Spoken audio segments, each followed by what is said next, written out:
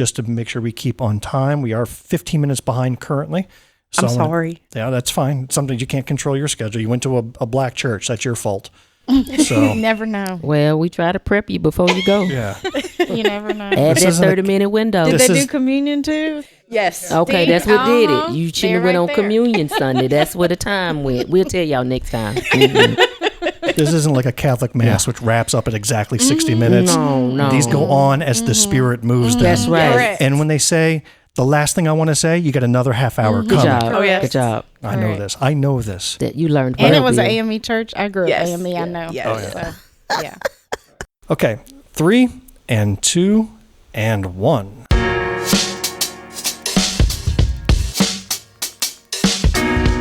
Welcome to episode 94 of Black, White, and Blue in the South, the podcast discussing Democratic politics with a Southern flair. I'm Bill Kimler, I'm Jumelle Brooks. Michanna Tate. Jessica Beasley. and we're coming to you from Greenwood, South Carolina, a little red county in a rather red state.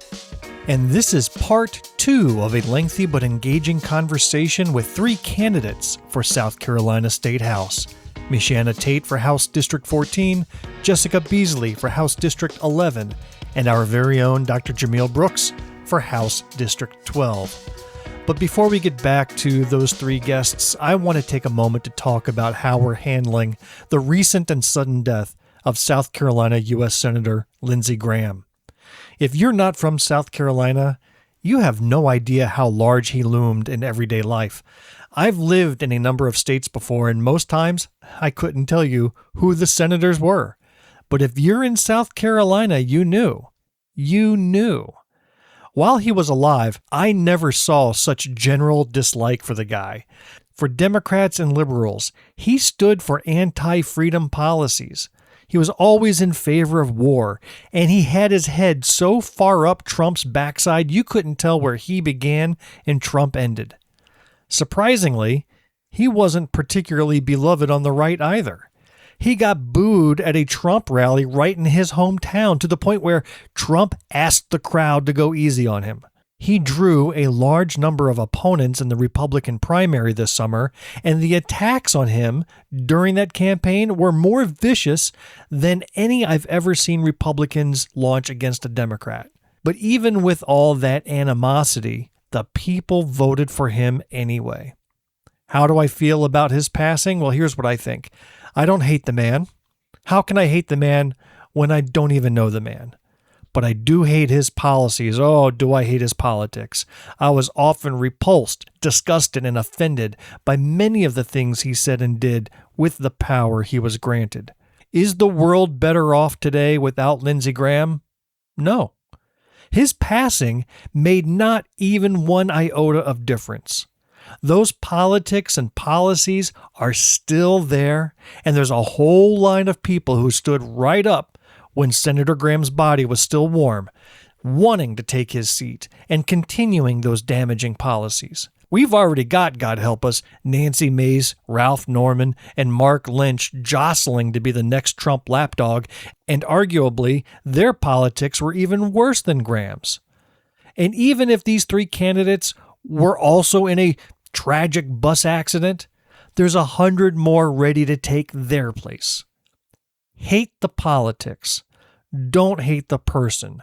Too often we spend all of our energy on the person, only to find that even when that person's gone, the next person is no better. So let's focus on the mentality, the lies, the constant othering of people, the pillaging of the poor to give the rich yet another billion in their coffers.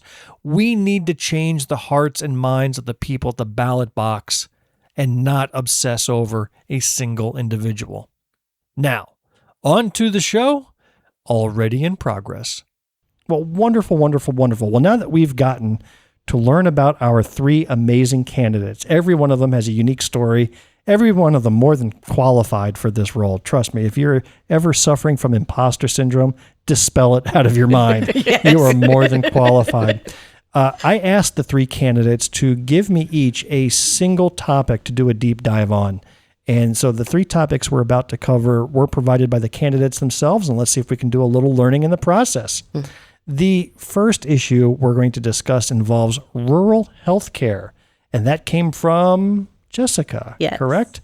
So we're going to talk about rural health care and the fact that it's not just about hospitals closing. That's the first thing we think of, but it's about a system where, access, affordability, workforce shortages, you can have the hospital, but you can't find any nurses, right? Are tightening all at the same time. And especially in counties where residents have to travel 30 to 90 minutes just to receive fundamental health care. They may be that far away from a hospital in case of emergency, right? That's just a terrible situation to be in. So with that, I've got a lot of stats and figures, but Jessica, what are some of the things you want us to know about the state of rural health care in South Carolina today that you want to see corrected? I definitely want to see corrected, especially in the rural areas, that there is no OBGYNs. All right, so why would I care? Well, I mean, if your wife is having a child, The wife, do you want to the deliver daughters, that baby yes. on the side of the road? I mean, that is a chance that a lot of the families will have to face without not having an OBGYN within the area. And is that something the legislature can control? Like, why is it up to lawmakers to deal with it and not let market forces deal with it? Well, that's a very good question. I mean, why is our health insurance so high? I mean, everybody, all the legislators are all marketing all of that because it's the money. Is there something you would do as a lawmaker to help address the lack of OBGYNs in, say, Abbeville County? There needs to be some kind of a structure to incentivize. If you can't get a doctor or a physician, OBGYN, to start coming to the rural areas, there needs to be some kind of incentivification to bring them here. Now, Jumelle, you have experience in McCormick and Saluda, which I would consider very rural. I mean, Greenwood has its rural parts, but those are two counties which are 100% rural. What have you seen in those areas? It's facts, but it's attached to malpractice rates.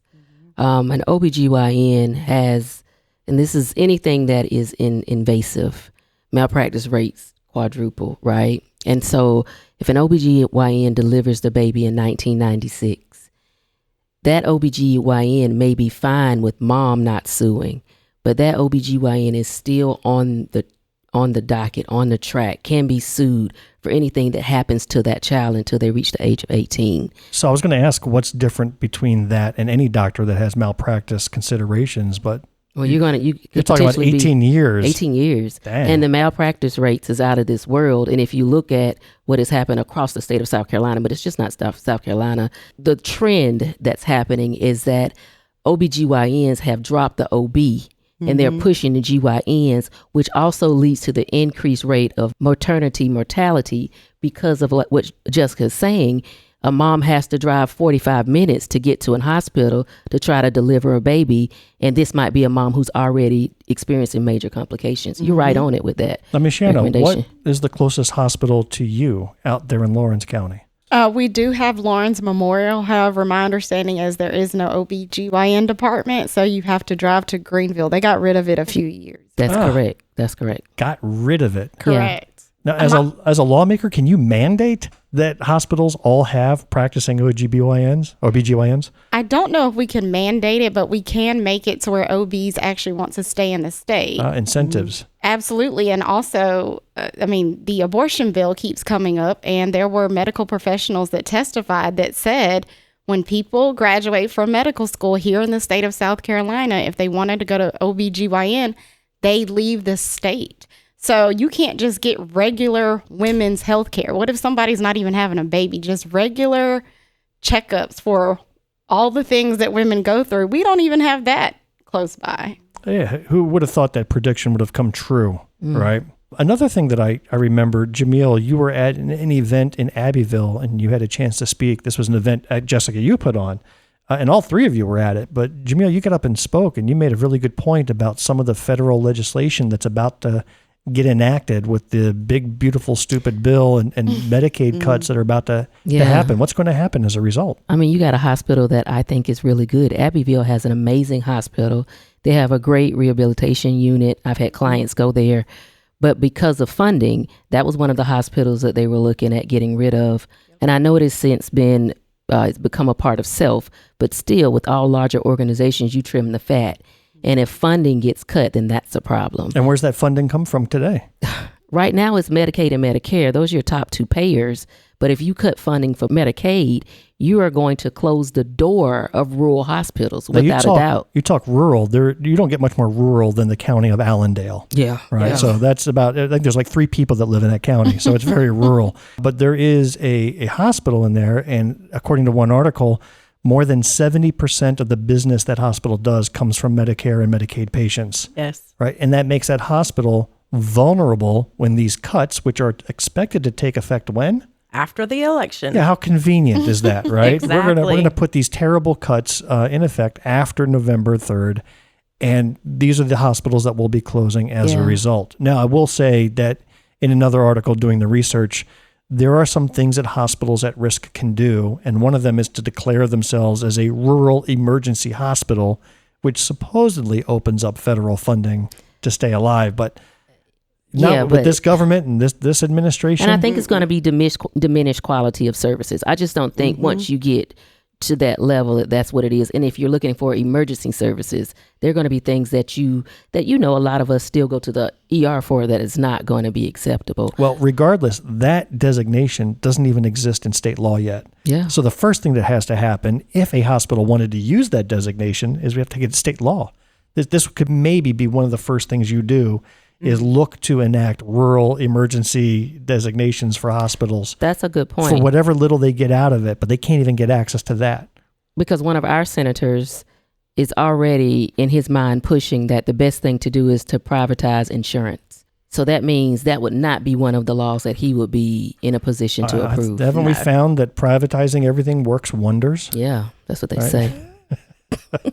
Well, we have seen here in South Carolina that in the last 5-10 years, we've had 4 hospitals close and then 2 others that went like to half of their services. So it's happening. This is not just fear mongering. We are seeing this happen across the board. It's already actually happening in Abbeville. So, Self did merge with the Abbeville hospital system. And since then, you now have what little doctors that we do have in Abbeville, they are now merged in with Self. So naturally, of course, it's slower wait times. You have to request medication and then it takes you a week later just to be able to get it.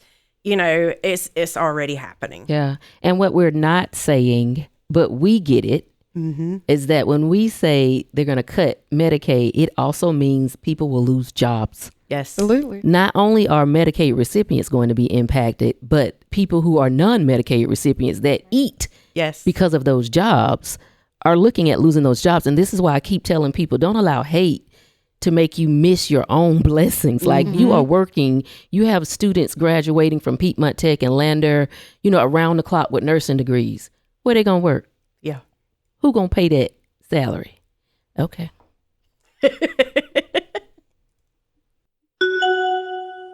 We're going to move on to the second topic that was brought up, and this one comes from Dr. Jumelle Brooks, and that's community blight and gentrification, which is not a topic we hear a lot about in these parts, but I think it's a very interesting one. What made this rise to your level of knowledge before we go in much deeper? Like, why did you bring this topic to our attention? Because I see it in Greenwood.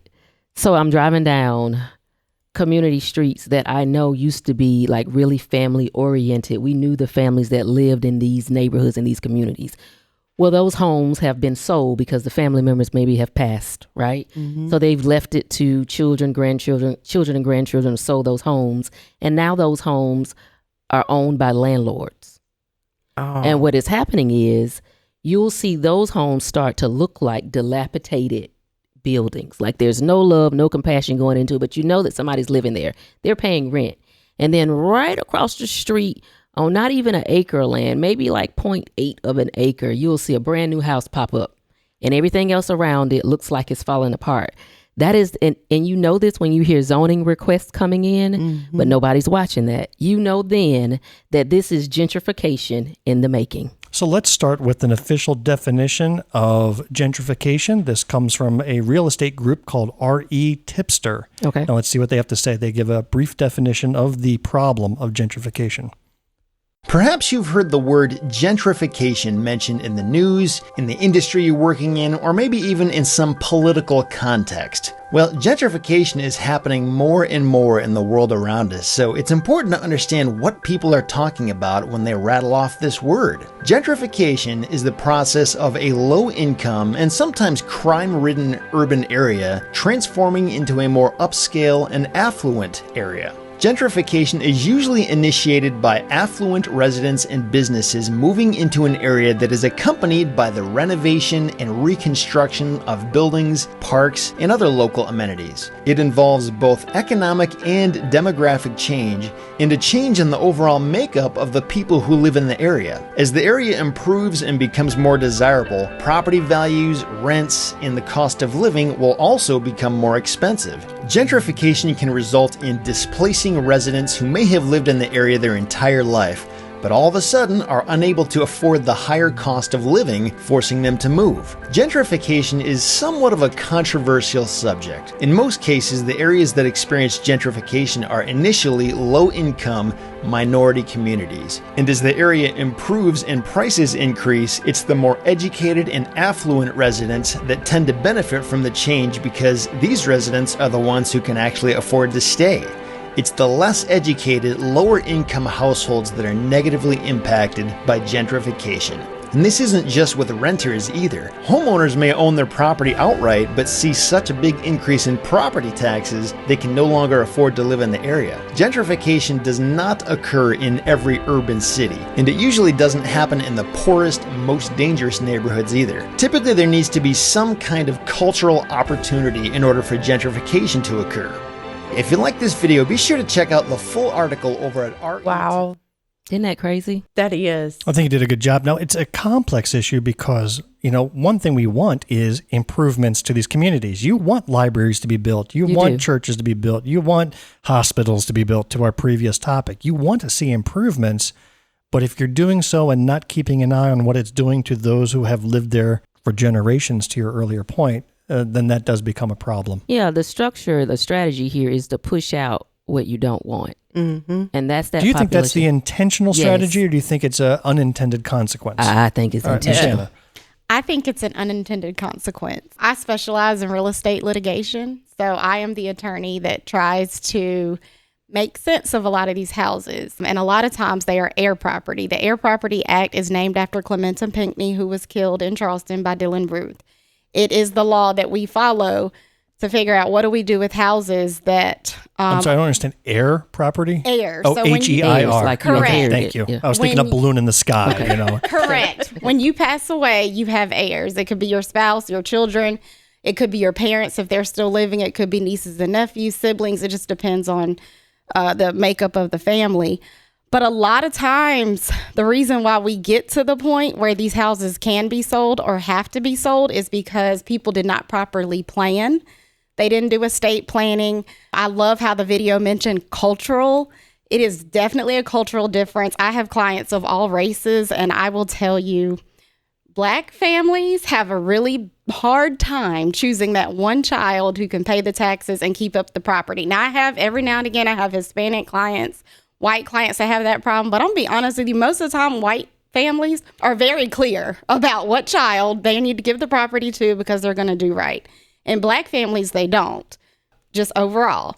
And so what happens is what the law says is if all of them cannot agree, the only way to make it right is to sell the property. And I agree with that if we're talking about heirs. But if we are talking about landlords that are not heirs, that is my problem. And that is the other thing, is that And this that's is two different things. many different variables that play Yeah. into gentrification. So we could all be talking different topics Yes. and still be on point. Correct. Yes. Because So let's talk about your issue then, Jumelle, Yeah. which is the landlord upkeep, and how does that play into gentrification? Yeah, I see it every day in all of these communities that are here, that in certain areas, like on my way to my church's Mars Chapel. So on my way to Mars Chapel, every one of those little box homes are rented out, and the landlords have. So who owns them? Where are these landlords from? We don't know. I mean, you could find out, but I don't know. but they have cardboards up to the windows or something of that nature. And you can tell that these are homes that you've collected rent on for years or months because it's probably Section 8. So you had the money, you should have reinvested it back into the properties and kept them up to code, but you didn't. And so an area that could be so full of culture and other exposure now appears to be run down because the landlords, and I still go with, this is a part of that trap that I keep talking about. We have the people who have been priced out of the newer homes and the newer apartments. The only thing that they can afford are the dilapidated looking homes. And when they go there, you will see that people assume that that's a high crime area, that something else is going on. There's so many negative connotations that come with that. But if landlords would reinvest in the product and bring it up to code, and if the tenant is not doing what they're doing, and South Carolina already has these two things on the books. I'm coming. South Carolina already has two things on the books that will protect the landlord and the tenant, but who is going to enforce them has to happen at the local level. Yes. Okay. Well, you've been very clear in your position papers that it's an equal responsibility between landlord and tenant. Yes. Like you don't just pile on to the landlords. No, because you got for being some nasty people slumlords. out here. That's right. But you're saying that the people who are in these properties need to be responsible for what they Correct. do too. It's important to call that out. Yes, thank you. I would like to show another video here of a very real gentrification issue that was measured in Greenville. A recent study that was done in Greenville is only 40 miles away from where we live. Yeah. So it's more populated, but this is something that could be heading our way or may already be here in another form. Let's watch. Uh-oh.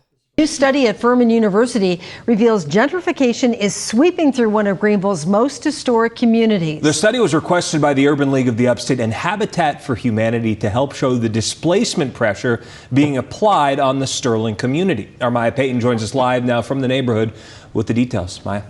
Mark and Carol, so much history here, but the question is how much of it will be visibly be able to be seen with the naked eye for the years to come? Well, that's the question, but this study shows what is happening here. It's changing very fast, this community, and the people who call this place home will get a first look at what's all at stake. There are challenges. The real estate market pressure is serious. Corporate entities that are profit-driven. Chair of Furman University Sociology Department, Dr. Ken Cobb, says the study reveals Sterling community has risen faster than nearly any other part of Greenville County over the past 5 to 10 years. At risk of displacing longtime residents. He says nearly half of all renter-occupied parcels and 39% of residential vacant parcels are now owned by LLCs or corporate entities. Urban League Program Director Asa Briggs says this data will help them paint a clearer picture to residents and what direction they should go to save the area. This is where our teachers, our professionals lived, and so to see the dwindling of home ownership in this community is deeply personal. As an African American male, I understand that land and home ownership is really a part of wealth transfer. Data shows 79% of black households in the neighborhood are renting their property, which makes them the most vulnerable, says Cobb. Not defenseless, though.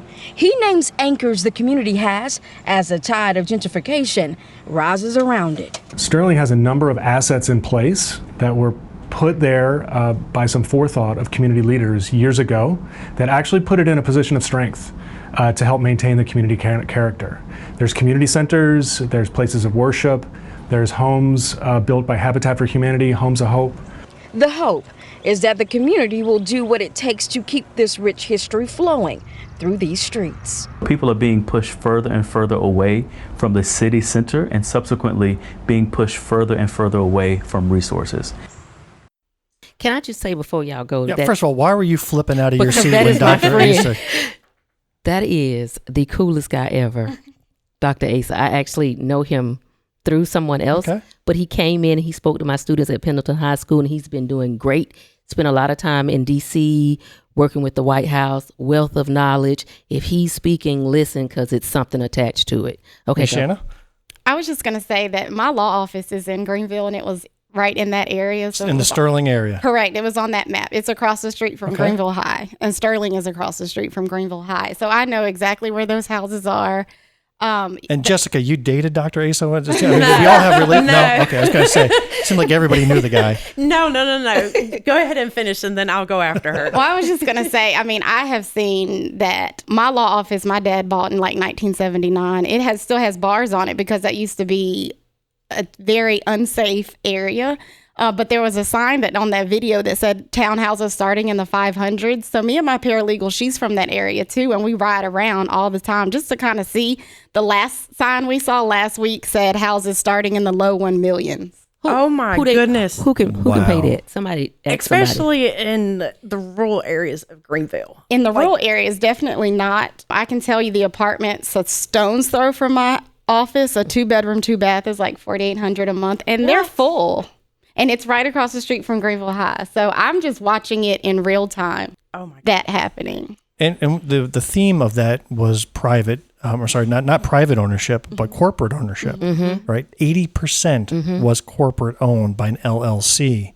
And they can survive years without renting a property and letting it sit while waiting for the whale to come by and pay it. Because apparently there's people paying $1 million. There are. I have clients that live in those houses. Some of my clients that have money, and they have a $1 million townhouse here, and then they have a house in Florida. So there are some people that this is not affecting. There really are, which is wild for the rest of us.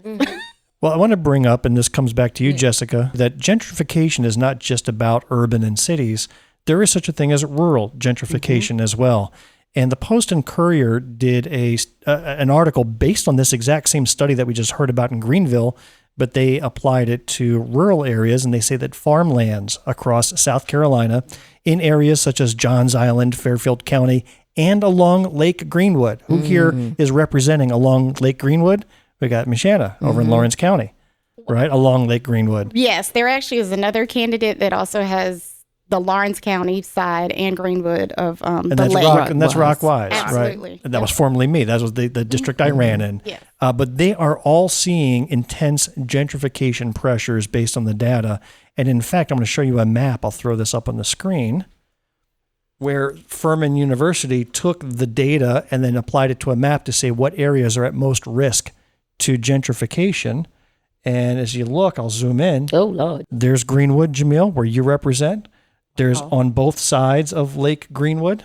All right, Michanna, that's where you are. And you can see even areas of Abbeville are in danger. So the rural is not left out. No. So this is really interesting. And if you want to learn more, we have links to it in our show notes. Any final comments before we move on to our third topic? So I'm going to say something about this. Michanna and I both had an interview back in April for endorsements. From real estate. And her and I both went, separately did our interviews. And when I was let me guess, you went thinking that if you were good enough and open enough and honest enough, you would actually get that endorsement. That's adorable. Here's the thing. It was a no when you got the invite.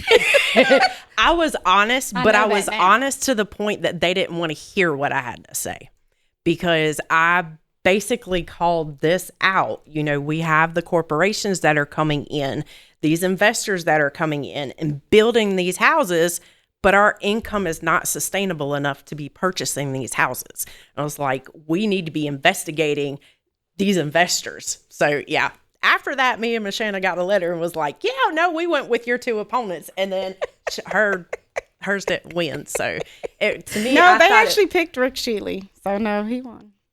Oh, I thought it was Rankin. Oh, well, then I'll have to look back at the letter. I could have sworn that it said Luke, but yeah, they even put in the letter that Jamile's still looking at her mailbox waiting for hers. Jamile didn't even go. Okay. Well, I mean, first time I went. I didn't go the second time. Yeah.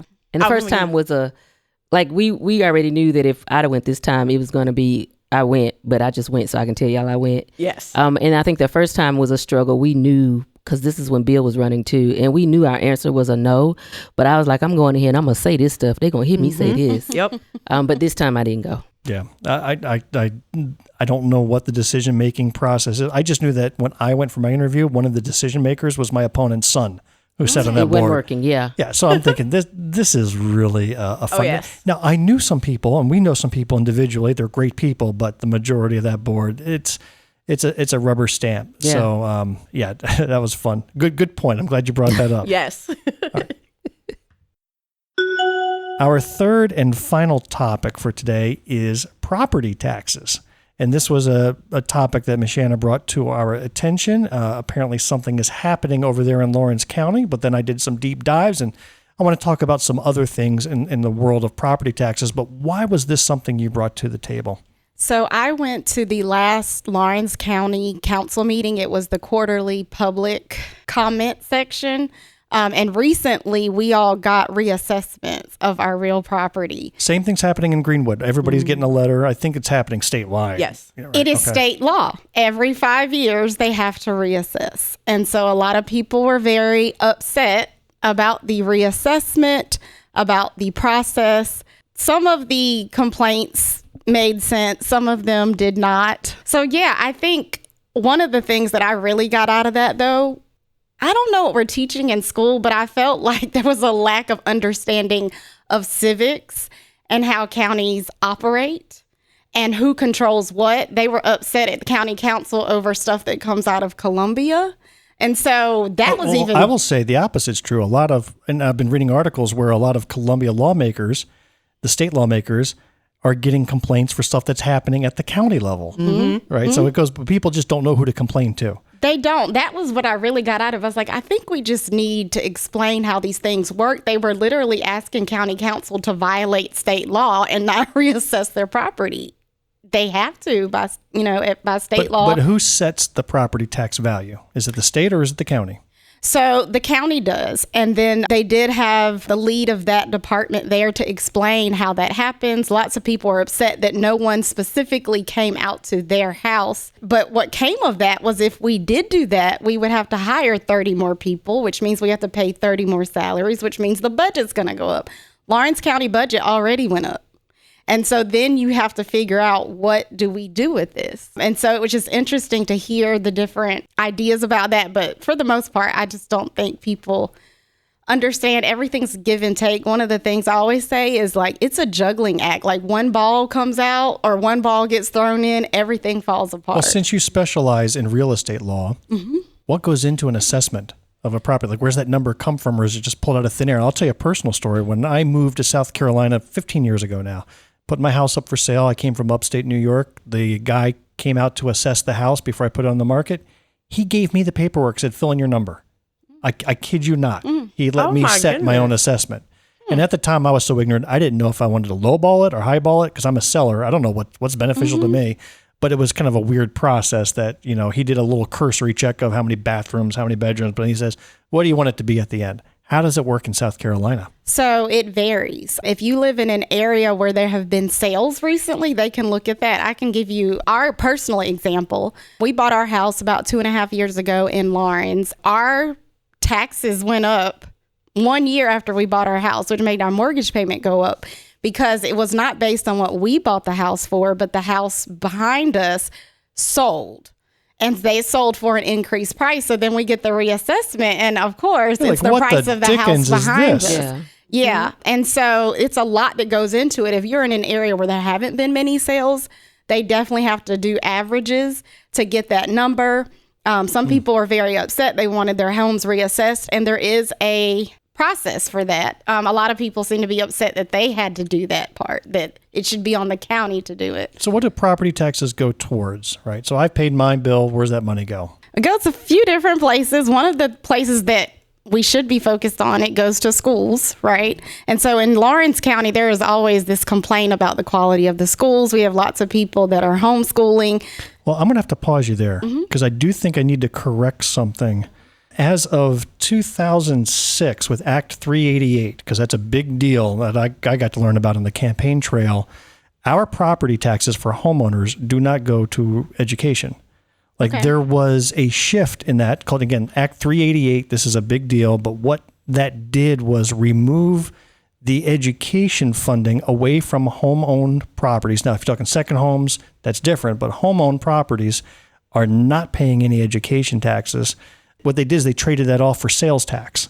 They did a penny sales tax increase or whatever it was to account for that. And then plus you also had businesses, their property taxes did pay for local education. So that's something that, when they say, where does our money go? It's not to education, but it is to everything else. But that's something a lot of people don't realize. Why should I pay for public schools if my kids don't? You don't.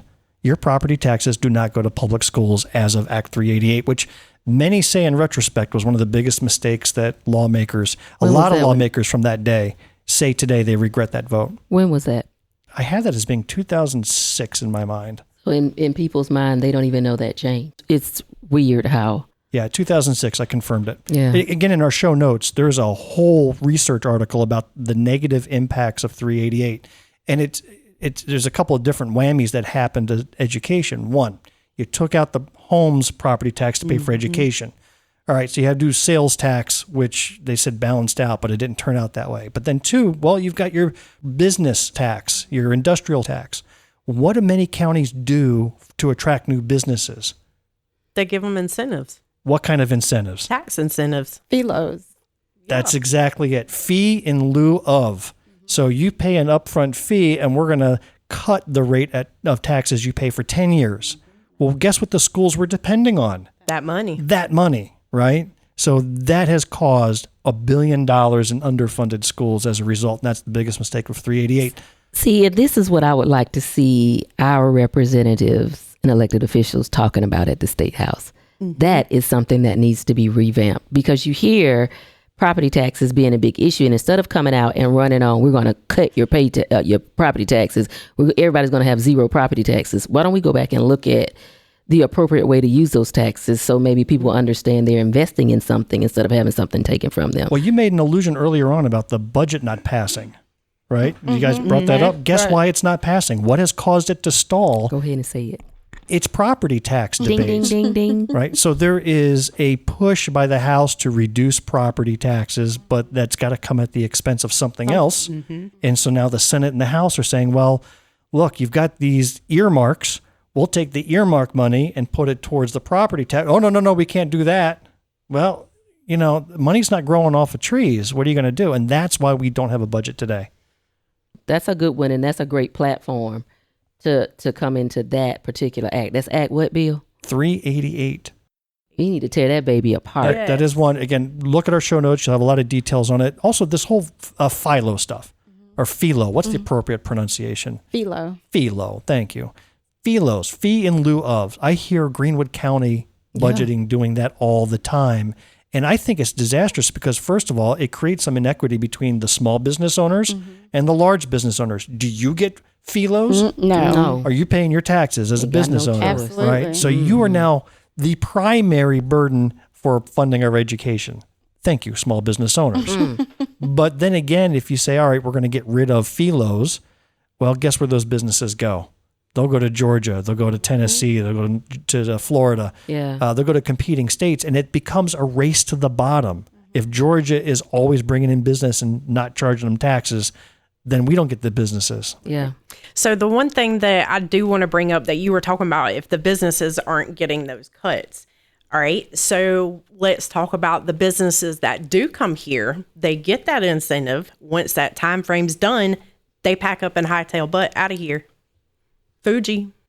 For those that don't know, Fuji is a plant that was here in Greenwood, South Carolina. She wasn't just yelling an expletive. Right? It's an actual business that has since closed, but it was one of the main employers in the area for sure. And has been fighting ever since to open a wing here and open a wing there. It's just not working out for them. No. I think they just recently moved the last part of their operations over to Eaton, because Eaton had to open up another wing to take whatever Fuji's doing out there now. Well, the one thing that I do want to say is that I think for us to make a change on that is that we need to start looking in our local counties as to who is on our economic development boards.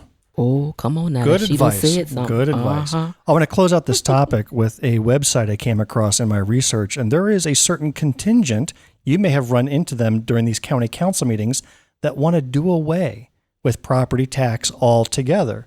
So I'm going to pull up this website called No Property Tax SC. And of course, the first thing you see is that stupid snake. No tread on me. That Gadsden flag snake. As soon as you see that, you know you're in trouble, right? Yeah, but we feel like property tax is an oppressive government, right? And it's just a simple petition to abolish all property taxes. But what's the reality behind a movement of this no property tax group? What's the reality? How does a state function if you're not making any money? If you eliminate property taxes, how will the state function? Will there be a budget? Will there be a need for earmarks? I'm just asking questions for people. Like, how will we generate that revenue? Because South Carolina is not bringing in that many businesses that's going to bless these rural areas. No. So if you cut the property taxes, what else we got? It's a serious question. Okay. You're getting no blanks from us, Jumelle. Okay. I'm wondering, because everybody's yelling cut property taxes. Was there anybody asking how does the state function without them? I think if you go down that route, you have to sign a form saying, I am okay without sending my kids to any public school. I am okay with not having any fire services or police services to my house. That's what I am. I am okay without a public sewage system. I have to go scoop my own toilets and go dump it out myself. I mean, fine. You don't have to pay tax. You don't get any of the benefits of what these property taxes fund. We recognize that schools, public safety, roads, and local services must be funded. Therefore, we call on the General Assembly to do what? Permanently eliminate all property taxes on owner-occupied homes. Rental property. Commercial buildings, personal So property. everything. Basically everything. All right, so then number 2, where is the lost revenue coming from? Modest revenue, Neutral. Oh. Yeah, I know you're far away from the TV. In the state sales tax with enhanced rebates and credits for low and fixed income households. That is a crock of... Yeah, so they basically say we're going to do a modest increase in sales tax, and really the word modest. If they feel like property taxes are burdensome, the sales tax then becomes burdensome. It's just one place, you're just squeezing the balloon and the air is going somewhere else. Okay, so I'm going to say something about that. The sales tax. All right. Grocery tax. So that's going to, be all into that. Y'all, yesterday I went to the food line. Girl, I saw your post. To get hamburger meat. $36 for 5 pounds of meat. Jessica and that is almost ridiculous. Had to turn in 3 of her babies to get that ground beef. Yes. And I knew you wasn't going to be happy with that, but that's what was going to happen. But that's just like, well, we've had to change our diet. We now eat air. So I had air burgers pretty much for 4th of July. It was delicious. I imagined the seasoning and everything. It was awesome. All right. At this point, we're going to wrap it because it's getting to be 700 degrees in this room and we're getting tired and Jessica's getting cranky. So we're going to cover some news items briefly. Okay. So let's get right now to the news. For up to the minute reports, stay tuned to this station. People are now saying the anything. news. No taxes. Go ahead, Bill. Did you just talk over the newsman? My bad. You're a horrible guest. I told you. Got to put you back in the podcast realm. Struggling. Go, Bill. All right, we have just passed, as of yesterday, the America 250th birthday and 4th of July celebrations. Quick thoughts on how that all went down, what you saw, what you did. Jumelle, we're going to start with you. How was your 4th of July? It's because you talked over the newsman. This is newsman revenge. You know my stance. It was like a regular day. I mean, I think it was really cool. You could spend that time however you choose to. I still think that because it's so controversial right now, it's even more controversial than it's ever been.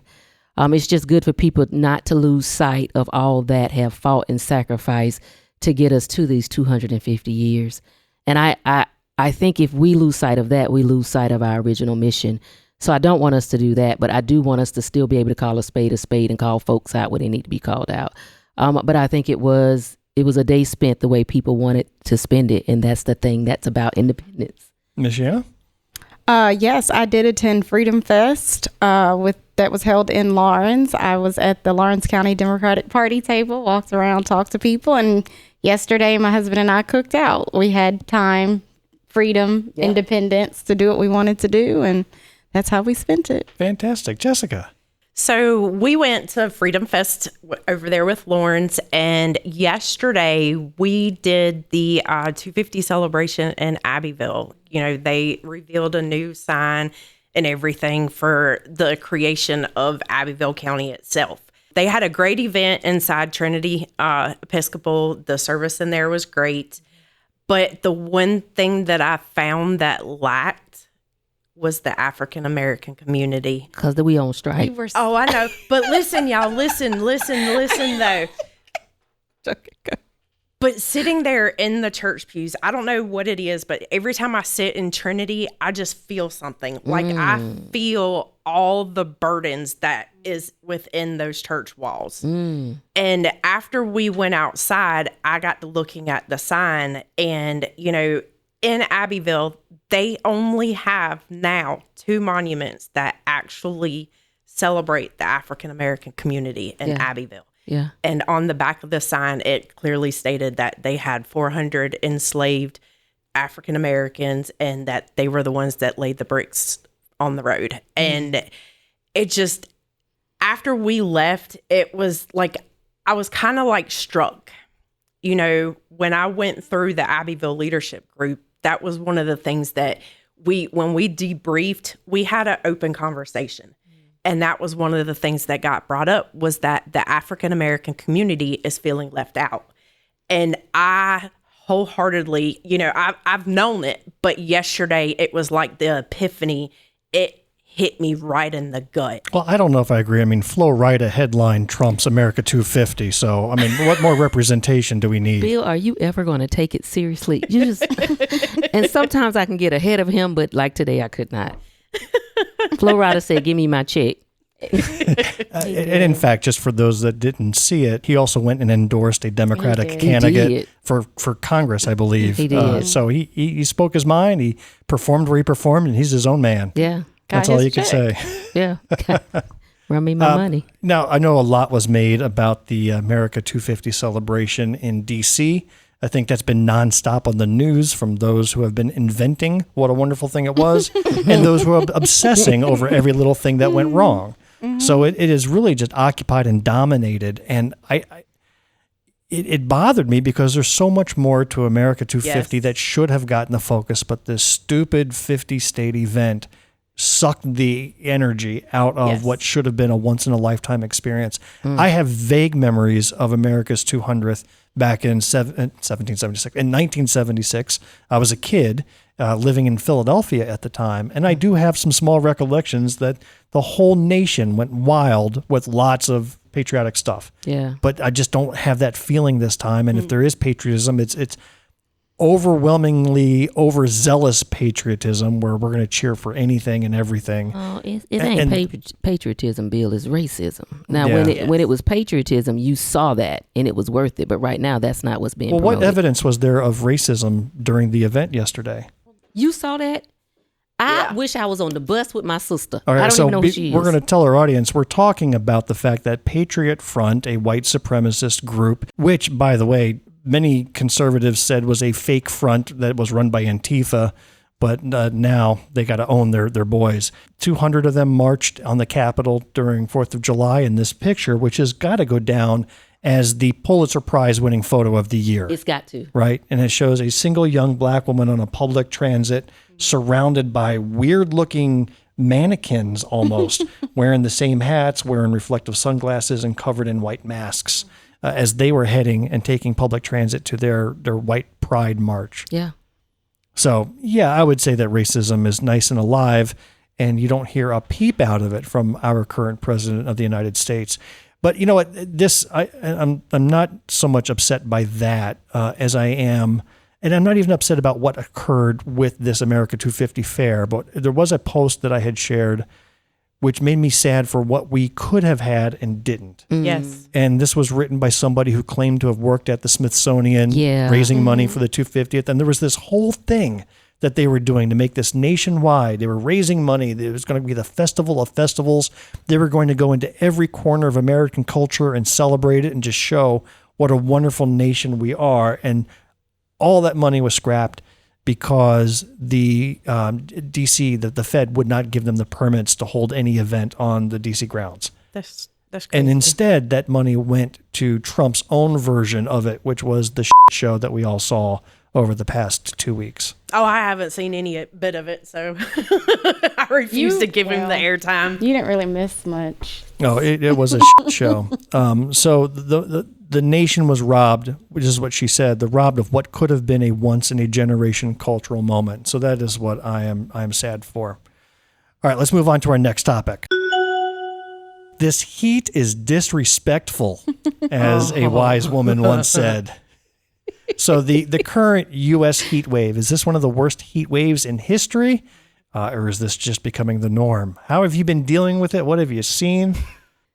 Bill, that is an open-ended question when you have 3 women sitting in front of you going through menopause. It is hot. The heat is disrespectful. Okay, so let's be honest. Are you causing this heat wave? Is this your change that's generating all this damn heat? And well, you know what? Then we'll take it. We are causing all this damn heat because we are coming with the force. Yes.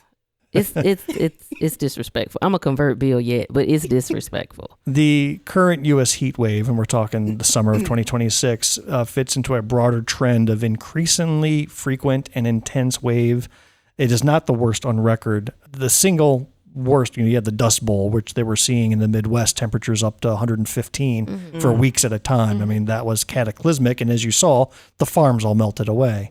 But these heat domes that are settling in over the East Coast and over the South indeed are causing problems. And in fact, records were broken yesterday. The Capitol hit 102 degrees, surpassing the 101 degree record set in 1872.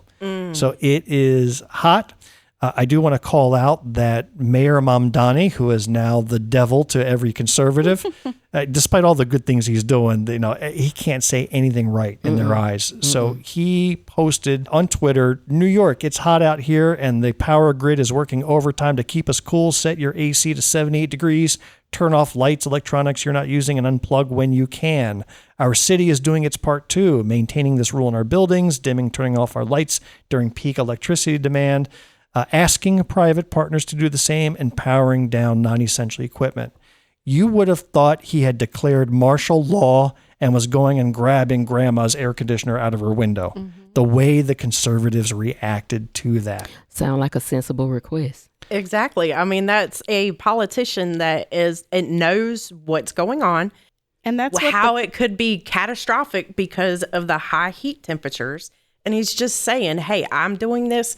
Do it with me. Conservative pundits called him a communist, said this is what the Democrat communists bring to you. Again, just overblown. Well, then somebody pointed out that exact same verbiage that Mamdani stated was on the U.S. Department of Energy's website as the standard 78 degree recommendation when things get hot. It. When it was pointed out, guess what website? They took it down. No longer exists. Shut the front and back door. The Department of Energy removed and scrubbed that recommendation, saying it is an American tradition. Crank your AC down to 60 degrees. Who cares if hospitals lose electricity as a result? Knock yourself out. So then when the power grid goes down, you'll notice that they'll all take off like Ted Cruz did. Yeah, gone. Yeah. The last news topic we're going to cover for today, and then we'll close out, is an amazing video that occurred during the primary election, the first primary election. And I believe this was out of Richland County. A sitting state house representative, Hamilton Grant, went to go vote. Yeah. And then this is what happened. Let's watch. All right, y'all, check this out. So we're at the polling location. My man just pulled up. He saw me. He said, I got gang tattoos outside the voting ring. Now, he won't tell us who he's with. He just says he's free media. Free press. Free press. It's called the First Amendment to the Constitution. So apparently I'm a gang member because I got tattoos outside the voting ring. I don't know the election law. I don't know what's happening. He needs to learn the election laws. Yeah, I need to learn the election laws. Let's start with that. It's comical. And then here's the crazy part. He even tried to bring my man's service into it. Now that's crazy. That's crazy. We just gang members out here talking to voters. Another day in Richland County. We're not blocking the door now. Now, mind you, this is after he's recorded with film voting machines with the pull-up handicap voting. He took his device, his recording device, inside the precinct after the law clearly says you're not supposed to record inside. What law is that? What law is that? Hey, man. Yeah, state the law. Welcome to Richland County. That's why you're not a cop. You got the gang tattoos, but you don't have the legal knowledge. Say it again. Say it again. I got what? I got the what tattoos? You heard me. The gang tattoos? That's what it looks like. Yeah, gang. My tattoos are gang related, y'all. Listen, you can't make some of this stuff up. Now, as I'm sitting here looking at these fine candidates in front of me, apparently I didn't realize I was interviewing a bunch of gang members as well with your tattoos. Because right? they and by the end, they probably going to be everywhere. That's what we're going to do. So if you heard that and thought it was crazy, the video is crazier because this stupid-ass man was standing right behind Representative Grant with his camera on a stick and saying the dumbest stuff, saying he was in a gang because he had some tattoos on. And with a dumb smirk. Listen, on behalf of the rest of the white men in the world, I apologize. I've got to apologize for that guy. That was just an utter embarrassment. He must hadn't seen Pete's art because Pete has body art all over him. So whenever he's working out with the military, he always takes his shirt off so you can see his body art. Oh, Pete Hegseth. Yeah. Oh, he's a definite gang. He's in a gang too. Yeah. So, I mean, if you're going to label one, you got to label all of us. Well, that's a wrap for this episode of Black, White, and Blue in the South. Thank you, Michanna and Jessica. Yay. And you too, Jumelle. Thanks. And best of luck to you in your campaigns. Thank you. We hope you enjoyed what you heard today. Please take a quick minute and leave us a rating and a review of this show. We really want to know what you think. Your reviews help others find us and spread the word about this show. If you do that, Jessica, Michanna, and Jumelle, when elected, will push for that law prohibiting horses from entering public fountains in historic districts. That is something that we need to have. Must be addressed. Oh, God. If you are a blue dot in a red sea, keep the faith. Keep up the hard work. Change only happens over many years of work and dedication. Today's closing quote comes from an up and rising star in the national scene. Jumelle, we've seen this person once before in our show. Oh. This is Representative Justin Pearson from Tennessee. Oh. Let's hear what he has to say to close us out. Okay. Like, now is not the time to give up because they want us to feel powerless. They want us to feel hopeless because who benefits when you stop believing that things can be better? Who benefits when you stop believing that your voice and your vote can actually make a difference? Who benefits from that? You don't, I don't. The majority of people don't. But the folks who are profiting off of a status quo that is breaking us down, they benefit drastically because that means they get to keep making millions and billions while we suffer. They get to keep jacking up the rents and not taking care of the properties that they own. They get to keep exploiting workers to work more without ever increasing their wages. They know exactly what they're doing by throwing so much at us that it doesn't feel like we can keep our heads above water. And so what we have to do is have our North Star, right? Have our North Star that we're always looking toward. And that North Star for me is a better future for my nephew's sons, a better future for the generations that are yet to come, and honoring those who have gone before us and the legacy and the work that they have done in order for us to have an opportunity to be here right now. Oh, good job. Good job. It's amazing how he tied in just about everything we talked about for the last 5.5 hours. He did. It seems like it's been that long. All right, we are done.